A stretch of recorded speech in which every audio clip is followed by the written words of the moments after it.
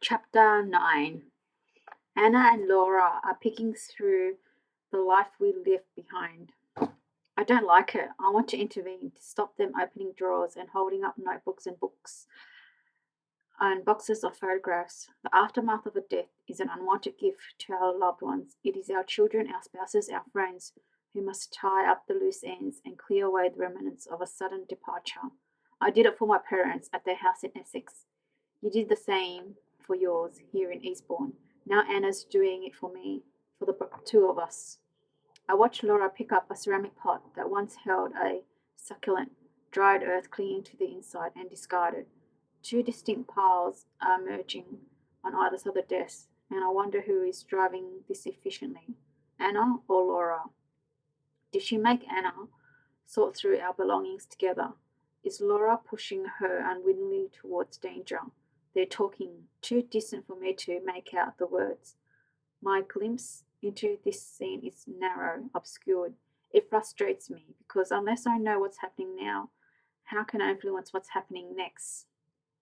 Our granddaughter lies on a padded mat beneath an arch from which hangs brightly coloured animals. She kicks her legs, and Anna smiles at her, and my breath catches for a second as I imagine being a mother who could walk through the door as though she'd never been away. A mother hadn't missed a year of one life, the birth of a whole new one. There was no decorations up, no twinkling lights on the banister or wreath on the door. It was 4 days until Christmas, and I wonder if they were waiting until Christmas Eve, forming new traditions as a family, or whether the absence of festive cheer is intentional, whether Anna can't face the sight of tinsel and tawdry baubles. Laura is looking through my diary. I see Anna glance at her, bite her bottom lip as if to stop herself from commenting. I know what she's thinking. We'd been at Oakview for a year when the burglary happened. They didn't take a lot. There wasn't a lot to take. But they rifled through the whole house, leaving destruction in their wake. A messy search, the police called it. It was weeks before the house was back to normal, and months before I felt at ease again. There was nothing secret about our lives, not back then, but still I felt angry that someone knew so much about me when I knew nothing about them. The same feeling of anger returns as I watch Laura flick through the pages of my appointment diary. There's nothing of consequence in there, but the intrusion is unbearable. Stop it. I want to shout. Stop looking through my things. Get out of my house. Only it isn't my house anymore. It's Anna's, and she laughs at something Laura says and smiles, a sad smile, when Laura points something out that I'm not permitted to see. I am excluded. But Anna's laugh is short, polite. Her smile doesn't reach her eyes. She doesn't want to be doing this. Laura looks like her mother. I was at school with Alicia, the only person she told when a week before her 16th birthday she discovered she was pregnant. Skinny as a rake, she was showing before she was 8 weeks gone, and out on her ear not long after, when the baggy jumpers she'd adopted did nothing to fool her mum. When I left school 2 years later, my PA job just about covered an apartment with a lift and a communal laundry, which left enough over for weekend chips and wine. Alicia was living on benefits in a high-rise in Battersea. I took them on holiday. We spent 3 nights in a B&B in Derbyshire, sharing a double bed with Laura in between. We should get a place together, Alicia said on the last day. We'd have the best time. How could I tell her that wasn't what I wanted from my life? That I'd been careful not to fall pregnant? That I loved my single life and my friends and my job? How could I tell her that I didn't want to live in a damp flat and that however much I liked spending time with her and Laura, I didn't want to live with someone else's baby? The best, I agreed, and then I changed the subject. I should have helped more. Anna kneels on the carpet and pulls open the bottom drawer of the desk. It comes out with more force than she expects, and she falls back, the drawer on her lap. I see Laura look up to check she's okay. Watch Anna laugh on her own clumsiness. Laura goes back to the pile of my diaries, and Anna lifts the drawers to slot it back into the desk, but something stops her. She's seeing something. Anna sets the drawer to one side and reaches a hand into the base of the pedestal. I see her glance at Laura to check she isn't watching, and as Anna's eyes widen, I know, as clearly as if I could see it, that her and Anna had closed around the smooth glass of a vodka bottle. There's disappointment in her face. I know that feeling too. She pulls out her hand, empty, pushing the drawer back into the desk and leaves the bottle in its hiding place. She says nothing to Laura, and the feeling of exclusion disappears. Thanks to this small complicity Anna isn't even aware of. Some secrets shouldn't be shared outside the family, and others shouldn't be shared at all. Chapter 10. Anna. I catch Laura looking at her watch. She's working her way through a stack of papers, heaping half of them into a pile for the shredder. It's making me itch. Anything related to work should be in the showroom, but what if she accidentally destroys something important? I'm a director of the business. I'll bet a somewhat massive one. I can't just throw paperwork away without checking what it's for. The weight of my gaze makes Laura look up. All right? You should get off. Mark will be back soon. I promise I'll stay till he got back. She puts another sheaf of paper on the shredding pile. Blame me. I haul myself to my feet and hold out a hand to help Laura up. We haven't finished sorting this. What? We've done loads. It's practically finished. It's a gross exaggeration. Laura's piles of things to keep and things to throw have merged, and I'm no longer sure whether I'm keeping a giant ball of rubber bands because I'm sentimental or because they're useful or because they've slid from one pile to the other. It's a mess. That's easily solved. I picked up Ella, ushered Laura out of the room, and shut the study door. Ta-da! Anna, I thought we agreed that wasn't the way to deal with things. You agreed, I think, then immediately felt unfair. It was my idea to sort through my parents' study. Me who asked Laura to help. I'm not ignoring it because it's upsetting though. I'm ignoring because I don't want to tidy anymore. Completely different. Laura narrowed her eyes at me, unconvinced by my breezy tone. What are you going to do about the card? You're probably right. Some sick joke with an axe to grind. Right. She's still not sure if she should leave me. I'm fine, I promise. I'll call you tomorrow. I find her coat and wait patiently while she looks for the keys. If you're sure, I am. We hug and she walks to her car. I stand at the door, one hand on Rita's collar to stop her running after phantom squirrels. Laura's car gives a splutter, then cuts out. She grimaces, tries again, revving hard to keep it from cutting out, and backs out of the driveway, waving from the open window. When I can no longer hear the sound of her car, I return to the study, survey the piles of papers, the birthday cards, the pens and paper clips and post-it notes. There are no answers here, only memories, memories I want to keep. I take the lid off a box of photographs and shift through them. On top are 6 or 7 photos of Mum and Laura's mum, Alicia. In one there is a sunny pub garden, in another a cafe having a cream tea, in another the photo had been taken from an angle as though the camera was propped up and slipping to one side. Mum and Alicia lie on their stomach on a bed, Laura between them. She's perhaps 2 years old, which makes Mum and Alicia no more than 18, just kids themselves. There are dozens more photos in the box, but all, as far as I can tell, of Dad, the showroom, me as a baby.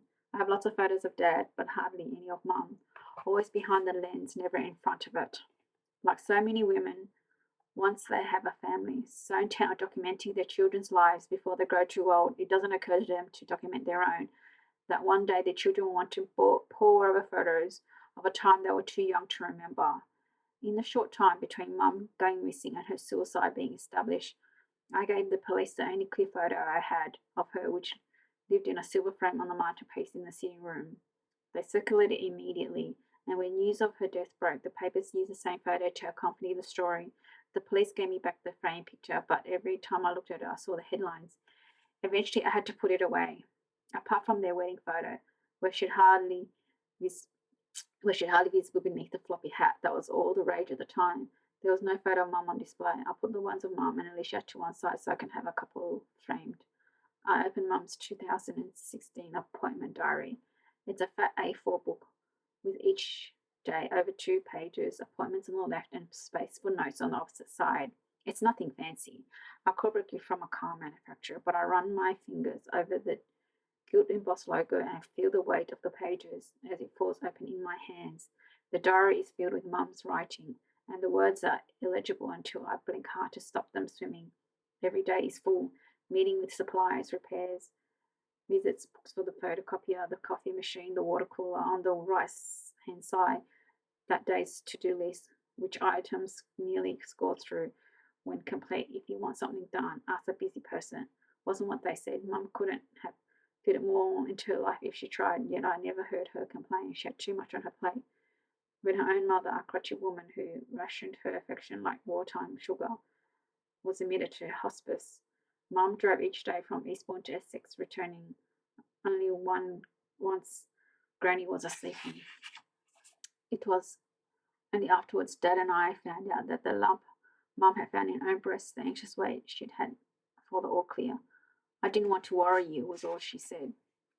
The mix of work and home in the diary blindsides me. Adele tickets for A's birthday is sandwiched between a reminder to call a Katie Clemens back after the test drive and the phone number for the local radio station. I press the heels of my palms into my eyes.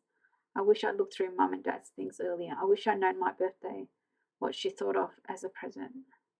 I wish I'd known on my birthday what she thought of as a present. I can't help myself. I turn to 21st of December and look at the day she died. There are 2 appointments and a list of tasks left incomplete. Tucked in the back of the diary are a handful of business cards, leaflets, and scribbled notes. The diary is a cross-section of Mum's life, as illuminating as an autobiography and as personal as a journal. I slip the photos inside and hug the book to my chest for a moment, and then I start to put everything back where it came from. I replace the desk tidy, and with it the paperweight I made from clay and painted. When I was in primary school, it used to live on the dresser in the kitchen, holding down the myriad of classroom letters. I run my fingers over the simple crack that divides it neatly in two, and I have a sudden sharp memory of the sound it makes when it hits the wall. There were apologies, tears, mine, Mum's. Good as new, Dad said, once the glue had dried, but it wasn't, and nor was the patch of wall where he filled the dent and painted over it in a shade that didn't quite match what had gone before. I wouldn't talk to him for days. I pull out the bottom drawer of the desk and retrieve the bottle of vodka. It's empty. Most of them are. They're everywhere. At the back of the wardrobe, in the toilet cistern, wrapped in our towel, in the depths of the airing cupboard, I find them. I pour away the contents. I push the glass to the bottom of the recycling bin. If there were bottles before I went to university, they were better hidden, or I didn't notice them. I returned home to a life that had altered in my absence. Were my parents drinking more, or had my eyes open to a world beyond the narrow scope of my childhood? After I found the first bottle, there seemed to be hundreds, like learning a word and then seeing it everywhere. An involuntary silver tickles my spine. Someone walking over your grave, Mum used to say. It's dark outside. I catch a glimpse of something moving in the garden. My heart thumps. But when I look properly, it's my own pale face staring back at me, disordered by the old glass. A noise outside makes me jump. Pull yourself together, Anna. It's this room. It's full of memories. Not all of them good. It's making me jump here. I'm imagining things. A ghostly figure in the window. Footsteps outside. But wait, I do hear footsteps. Slow and deliberate, as though the owner were trying not to be heard. A soft crunch of gravel underfoot. There's someone outside. There's no lights on upstairs, and none down here, save for the desk light in the study from the outside of the house will be in near darkness. Could it be a burglar? This street is filled with high-value properties crammed with antiques and paintings bought as much as for investment as for show.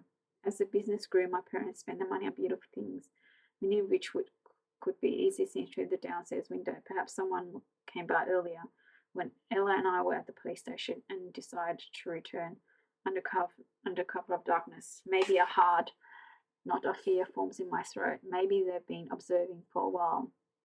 All day I've been unable to lose the feeling I've been watched, and now wonder if my instincts have been correct. As a child, I knew the code for the burglar alarm long before I could memorize our telephone number, but it hadn't been set since Mark moved in. He wasn't used to living in a house with an alarm. He set it off every time he came home, cursing in frustration as he fumbled with the keypad. Rude is enough of a deterrent, surely, he said, after telling the alarm company yes, it was another false alarm. I'd fallen out of the habit of setting it myself, and now I was home all day with Ella. We had stopped using it entirely. I consider setting it now, but I know I won't be able to fathom how to zone it in the dark, and the thought of being there by the front door as burglar tries to get in brings goosebumps to my arms. I should take Ella upstairs. I can put the chest of drawers in her room across the door. They can take what they want from down here. It doesn't matter.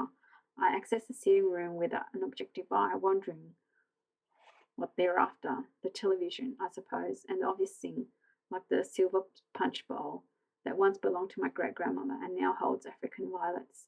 On the mantelpiece are two porcelain birds I bought for my parents on the anniversary. They aren't valuable, but they look as though they could be. Should I take them with me? If I take the birds, what else should I take? So many memories in this house, so much I would grieve over. Impossible to take it all. It's hard to work out exactly where the footsteps are.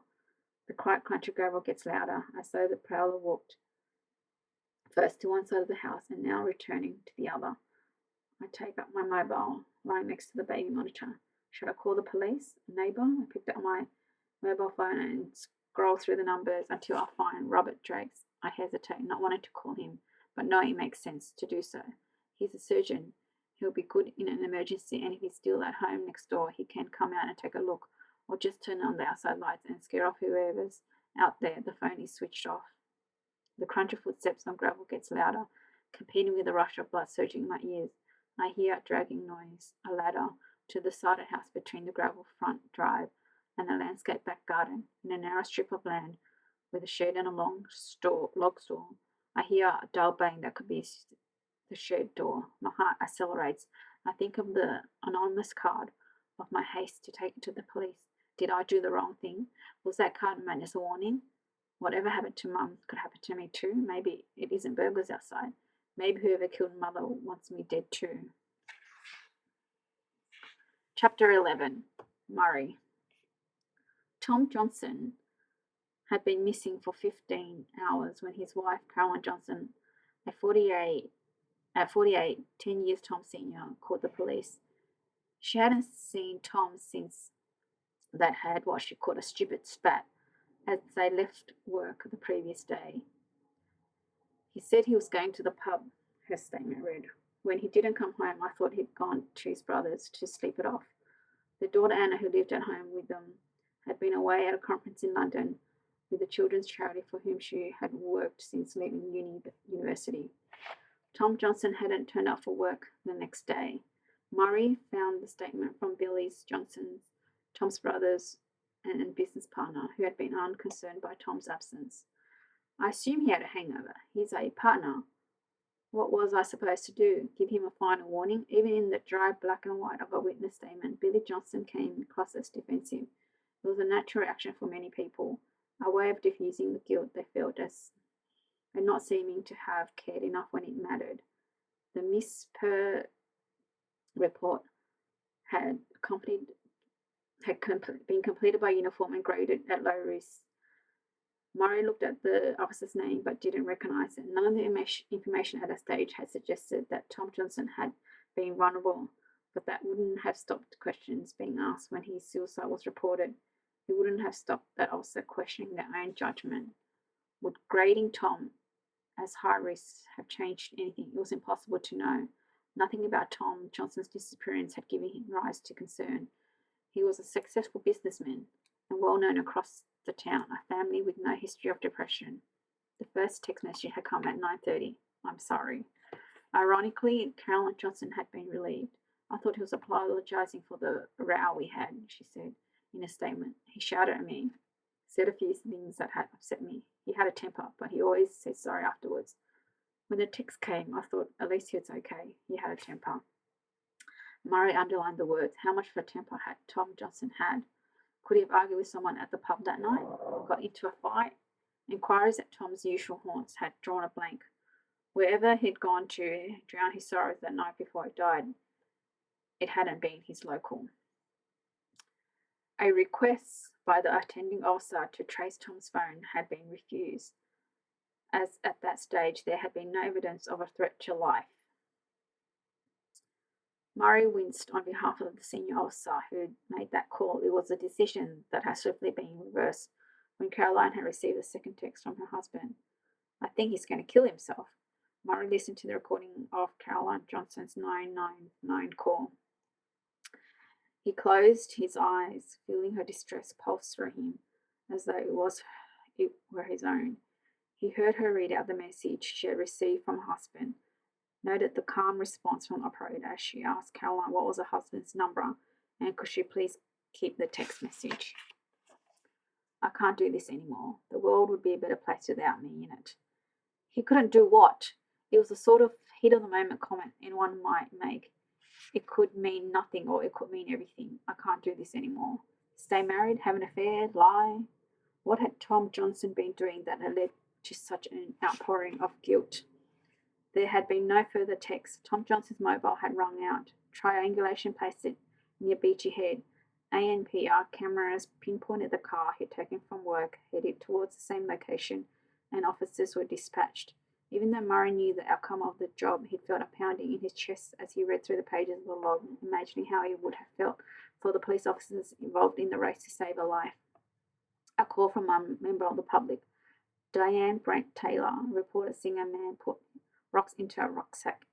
It had struck her as an odd activity for a man in a suit, and she stood and watched as he made his way to the edge of the cliff. Horrified, she saw him remove his wallet and phone from the pocket before taking a step forward and disappearing.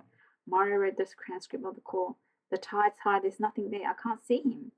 Coastal rescue were in the water within minutes, but it was already too late. There was no sign of Tom Johnson. Mario took a steadying breath. He wondered how Ralph Metcalfe, the coroner, coped with hearing stories about the dead day in and day out. He wondered whether he had got used to it, or whether he had went home and sank into a bottle of something to numb the senses. Officers had scoured the area where Mrs. Brent Taylor had described seeing Tom go over the edge. They had found his wallet and his mobile phone, the screen still showing the frantic messages from his wife. Where are you? Don't do this. We need you. Police had broken the news to Caroline Johnson in the kitchen of a home address where she'd been surrounded by family.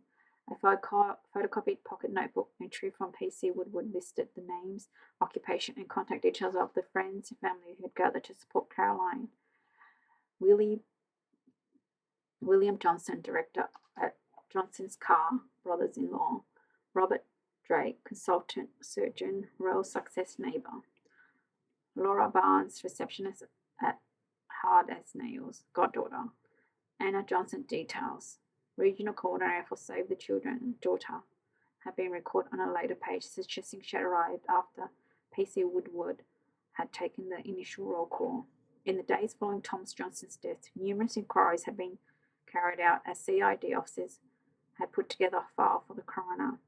The content of Tom's smartphone had been extracted, including web searches made in the early hours of 18th May for Beachy Head's suicide location and titled Tide Times, Beachy Head. Murray noted that high tide had occurred at 10:04 a.m. Diane Brent Taylor's call coming in only a minute later. The water would have been around 6 meters deep at that point, easily deep enough to swallow a man weighed down with rocks. The undertow dragged him out past the tide line. If his body was ever recovered, what would be left of him 19 months on? Would there be anything to say whether Tom Johnson was alone on the edge of the cliffs that morning? The witness, Diane Brent Taylor, hadn't seen anyone with Tom. She refused to give a statement or to attend an inquest. After several telephone conversations during which Diane had been evasive to the point of obstruction, the police call handler had finally established what Diane had been on Beachy Head with a married man with whom she had been having an affair. The clandestine couple had been anxious to keep their rendezvous a secret as the police were to take a statement, and nothing could persuade Diane to commit her name to paper. The timeline in Murray's notebook was complete. The investigation into Tom Johnson's death had been concluded within a fortnight. The file submitted, and the CID officers assigned to the other jobs. There had been a delay of several months, while permission had been obtained to hold an inquest without a body. But as far as the investigation was concerned, the job was done. Suicide, tragic, but not suspicious. End of story. Except, was it?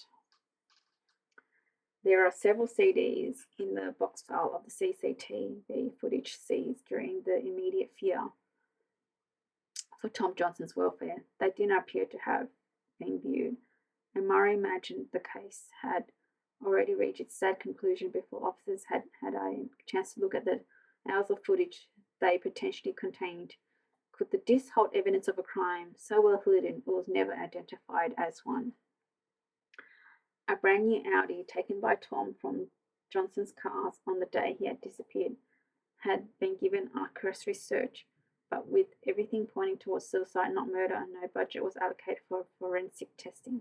Like the CCTV, though, evidence had been secured, and Murray wondered if there was any point in submitting the swabs and stray hair seized from the car. But what would that prove? There was no suspect with whom to compare evidence seized, and the car was a forecourt special who knew how many test drives it had hosted. More pertinently, how would Murray set a submission sign off when he wasn't even supposed to be dealing with the job? So far, nothing Murray had found suggests anything was amiss in the coroner's verdict of suicide. Perhaps Caroline Johnson's file would yield more interest. The police response to Anna Johnson's 999 call had been swift and extensive. The family's address was already flagged, and this time there was no question of grading Caroline Johnson as anything other than a high-risk, vulnerable Miss Purr.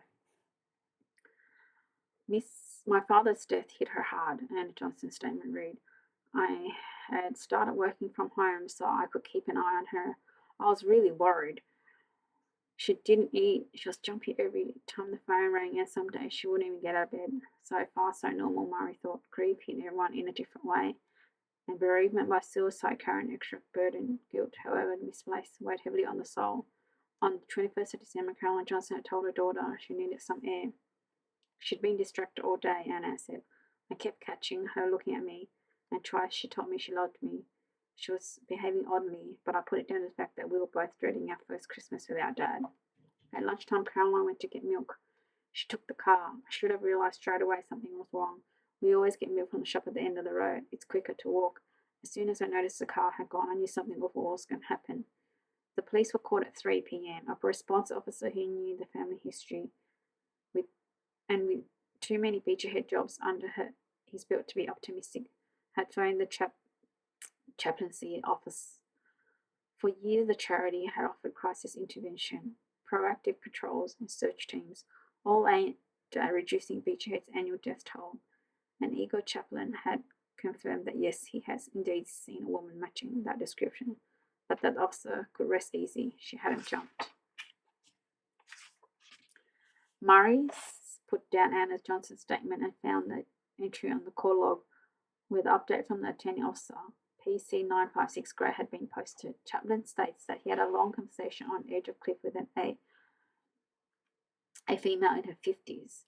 Subject was in distress state and carrying a rucksack filled with stones. Subject stated that her name was Caroline and that she had recently lost her husband to suicide. The chaplain had talked Caroline back from the edge. I waited while she took the stones out of the rucksack, his statement read. We walked back to the car park. I told her God was always ready to listen, to forgive, that nothing was so bad God wouldn't help us through it. Murray admired those whose faith gave him such immense peace of mind.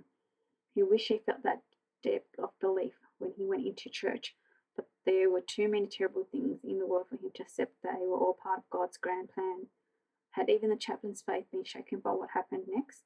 Had he sent a prayer to help come to terms with it?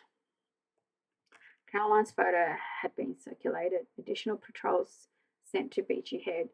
Coast Guard rescue worked in conjunction with the police, with the chaplaincy, as they were so often required to do. Volunteers and salaries officers working side by side, different backgrounds, different training, but the same aim, to find Caroline Johnson alive.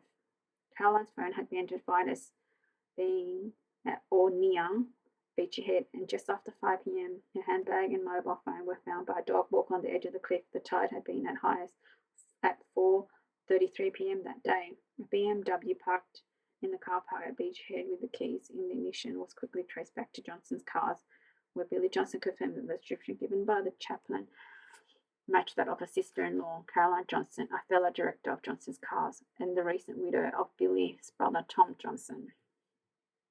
With the exception of the suicide text, Caroline had sent none. It was a carbon copy of Tom Johnson's suicide 7 months previously. How must Anna have felt to answer the door to another policeman with his hat in his hands, to sit in the kitchen with the same friends and family gathered around. Another investigation, another funeral, another inquest. Murray put down the file and let out a slow sigh. How many times had Sarah tried to take her own life? Too many to count. The first had come a few weeks into the relationship, when Murray had gone to play squash with a colleague instead of seeing Sarah. He had returned home to find 7 messages on his answer phone, each more desperate than the last. Murray had panicked that time, and the next. Sometimes there were months between attempts. On another occasion, Sarah would try several times a day to enter life. It would be these times that would prompt another stay at Highfield. Gradually, he had learned that what Sarah needed was for him to be calm, to be there, not judging, not panicking. And so he would come home and hold her. And if she didn't need to go to hospital, as more often than not, she didn't. Murray would bathe her arms and would gently wrap gauze around the cuts. And reassured her he wasn't going anywhere, and only when Sarah was in bed, the lines in the forest smoothed out by sleep, would Murray put his head in his hands and weep. Murray rubbed his face, focused. The job was supposed to feel some time, distracting him from thinking about Sarah and not sending him down memory lane he wished he'd never travelled. He looked at his notebook, now filled with his neat handwriting. Nothing seemed out of place. So why would someone question Caroline's death? To stir up trouble, to upset Anna. Suicide, think again. Something had transpired that day that wasn't in the police file.